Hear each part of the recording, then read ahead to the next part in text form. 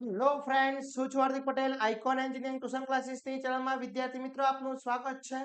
Diploma semester 1 ના જે mid એક્ઝામના અને વાઇવાના માર્ક્સ છે ડિસ્પ્લે થઈ ગયા છે. આજરોજ જીટીયુની વેબસાઇટ ઉપર મિડ એક્ઝામ અને વાઇવાના જે માર્ક્સ છે એ તારીખ 7 તારીખ અને 8 ફેબ્રુઆરી સુધી માર્ક્સ અપલોડ થયેલા છે, તમે જોઈ શકો છો.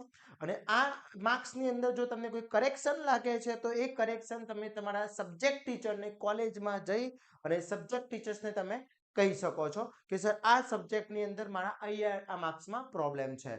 તો હવે ઘણા બધા વિદ્યાર્થી મિત્રોને પ્રોબ્લેમ એ છે કે સર અમે આ જે માર્ક્સ આવ્યા છે એમાં કંઈ આઈડિયા આવતો નથી કે આમાં હું પાસ છું, ફેલ છું કે શું છું એ ખબર નથી પડતી. તો આજના વિડીયોમાં આપણે ટોટલી ચર્ચા કરવાના છે અને ખાસ કે જીટીયુનું જે ફાઇનલ રિઝલ્ટ આવવાનું છે એ રિઝલ્ટ કઈ ડેટે આવવાનું છે એની બી આપણે અહીંયા ચર્ચા કરવાના છે. તો ચેનલ ઉપર નવા હોય તો ચેનલને સબસ્ક્રાઇબ કરી દેશો, બેલ આઇકોન ઓન કરી દો જેથી નવા વિડીયો આવે તરત જ નોટિફિકેશન આવી જશે.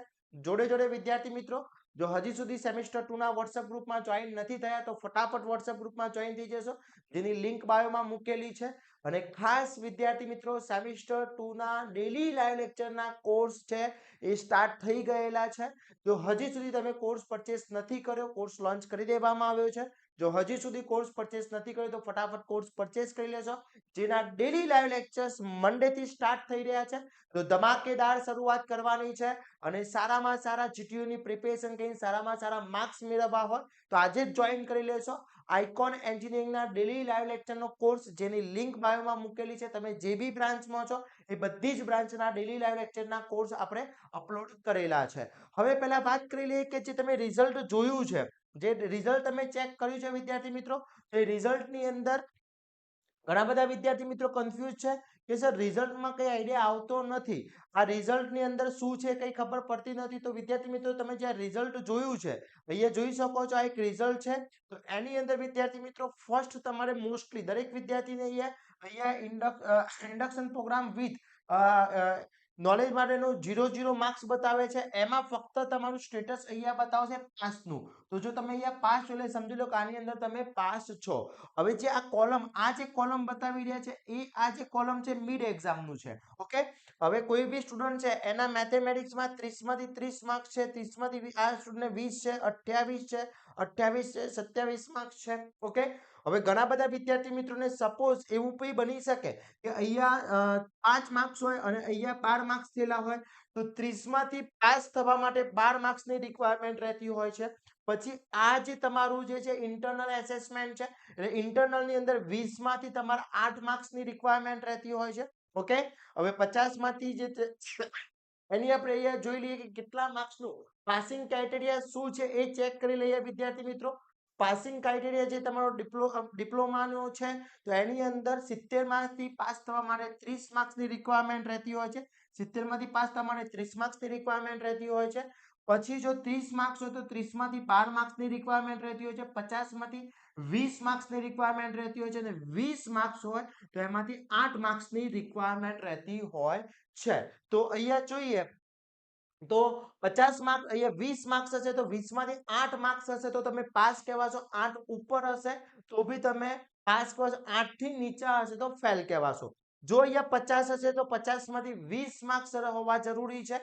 તો એકવાર ચેક કરી લેશો. હવે જો આની અંદર તમને પ્રોબ્લેમ લાગી રહ્યો છે કે મેં મિડમાં મારા આટલા માર્ક્સ હતા અથવા મેં સબમિશન કરાવ્યું છે અને સરે મને ફેલ કર્યો છે, ઘણા લોકોને અહીંયા તમને એબીબી દેખાતો હશે. એબી નો મતલબ એવો છે, ઘણા સ્ટુડન્ટ્સને અહીંયા એબીબી દેખાતો હશે, એનો મતલબ છે એબસન્ટ એ લોકોએ મૂક્યું હશે. તમે સબમિશન નહીં કરાવ્યું તો એબસન્ટ બી મૂકેલું હશે. હવે જો તમે સબમિશન કરાવ્યું છે અને એબસન્ટ મૂક્યું છે તો બી તમે તમારે કોલેજના જે ટીચર્સ છે, સબ્જેક્ટ ટીચર્સને, એમને 9 તારીખે તમે કોલેજમાં મળી અને આ રિઝલ્ટ બતાવી શકો છો અને તમે કહી શકો છો કે સર મેં સબમિશન કરાવેલું છે. એનું જો તમારા જોડે કોઈ પ્રૂફ હોય તો બતાવી શકો છો, અથવા મિડમાં તમારા માર્ક્સ સારા હતા અને બાય ડિફોલ્ટ કોઈ ભૂલ થઈ ગઈ છે સરથી તો તમે એમને કહી શકો છો, જેથી તમારા માર્ક્સ ચેન્જ થઈ શકે છે. હવે ઘણા બધા વિદ્યાર્થી મિત્રોને મને મેસેજ આવે છે કે સર આ મારું ફાઇનલ રિઝલ્ટ છે. ના, આ મિડ રિઝલ્ટ છે. આ રિઝલ્ટ હજી જીટીયુ નું એડ થશે અને જીટીયુ નું રિઝલ્ટ તમારું હજી ડિક્લેર થવાનું બાકી છે. તો હવે સર જીટીયુ નું જે રિઝલ્ટ છે એ રિઝલ્ટ ક્યારે ડિક્લેર થશે? તો વિદ્યાર્થી મિત્રો જીટીયુ નું જે રિઝલ્ટ છે એ રિઝલ્ટની ડેટ બી ઓફિશિયલી ડિક્લેર આપી દેવામાં આવી છે. તો એકેડેમિક કેલેન્ડર તમારું જ્યારે અહીંયા આવ્યું હતું ત્યારે ડિપ્લોમાનું સેમેસ્ટર 1 નું એકેડેમિક કેલેન્ડર તમે જોઈ શકો. તમારી 24/7/2025 થી તમારું એકેડેમિક સ્ટાર્ટ થયું હતું. 30/12 તમારું એકેડેમિક ફિનિશ થયું હતું.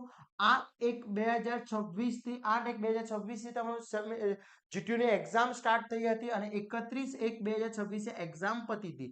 તો જે ફાઇનલ રિઝલ્ટ છે 19 એપ્રિલ 19 માર્ચના દિવસે તમારું રિઝલ્ટ છે. એટલે એવું નથી કે 19 તારીખના પહેલા બી આવી શકે છે, 19 તારીખની પછી બી આવે. એટલે આપણી ટેલેન્ટિવ ડેટ આપવામાં આવી છે જીટીયુ દ્વારા 19 માર્ચ આપવામાં આવી છે.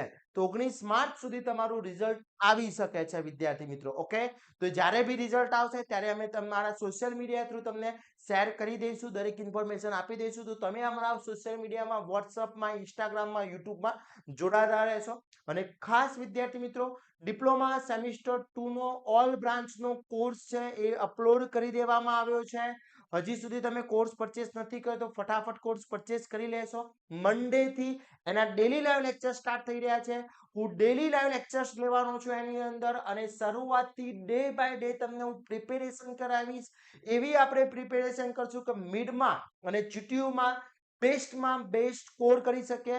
તો આવો સાથે મળીને નવી શરૂઆત કરીએ વિદ્યાર્થી મિત્રો. તો આ વિડીયોને તમારા ફ્રેન્ડ સર્કલમાં શેર કરી દેશો અને આવા જ નવા વિડીયો સાથે નવા દિવસે મળીશું. ત્યાં સુધી વિદ્યાર્થી મિત્રો મને રજા આપશો. જય હિન્દ, જય ભારત.